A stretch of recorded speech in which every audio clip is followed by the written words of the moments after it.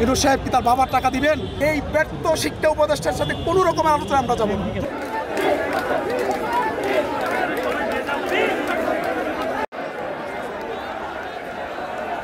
যেই শিক্ষা উপদেষ্টা এই শিক্ষকদেরকে শহীদ মিনারে খোলা আকাশে রাত্রি যাপনে বাধ্য করে, যেই শিক্ষা উপদেষ্টা শিক্ষক হয়ে চেয়ারে বসার পরে শিক্ষকদেরকে লাঠিপেটা করে রক্তাক্ত করা হয় এবং শিক্ষকদের রক্তে প্রেসক্লাব রঞ্জিত হয়, যেই শিক্ষা উপদেষ্টার সময়ে শিক্ষকদের দাড়ি ধরে টানা হয়, যেই শিক্ষা উপদেষ্টা মস্তদে থাকা অবস্থায় শিক্ষকদের জামা ছিঁড়া হয় এবং পুলিশ বক্সে নিয়ে শিক্ষকদেরকে থাপ্পড় মারা হয়, এই ব্যর্থ শিক্ষা উপদেষ্টার সাথে কোনো রকমের আলোচনা আমরা যাব না। সারা বাংলাদেশের এমপিভুক্ত শিক্ষা প্রতিষ্ঠানে একেবারেই শ্রেণী কার্যক্রম বন্ধ হয়ে সারা বাংলাদেশের এমপিভুক্ত শিক্ষা ইতিমধ্যে স্থবির হয়ে পড়েছে, অচল হয়ে পড়েছে। সারা বাংলাদেশের প্রত্যেকটি শিক্ষা প্রতিষ্ঠান এখন বন্ধ, কোটি কোটি শিক্ষার্থী এখন পড়াশোনা থেকে বঞ্চিত।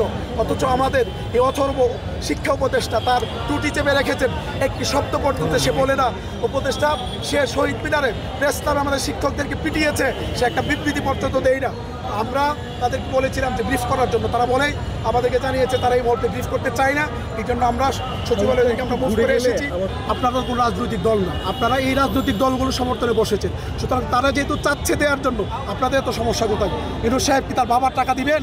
তাও আপনার সাহেব তার বাবার টাকা দিবেন, আমাদের জনগণের ট্যাক্সের টাকা, আমাদের ট্যাক্সের টাকা আপনি আমাদেরকে দিবেন, আপনারা এত দিতে সমস্যা কোথায়?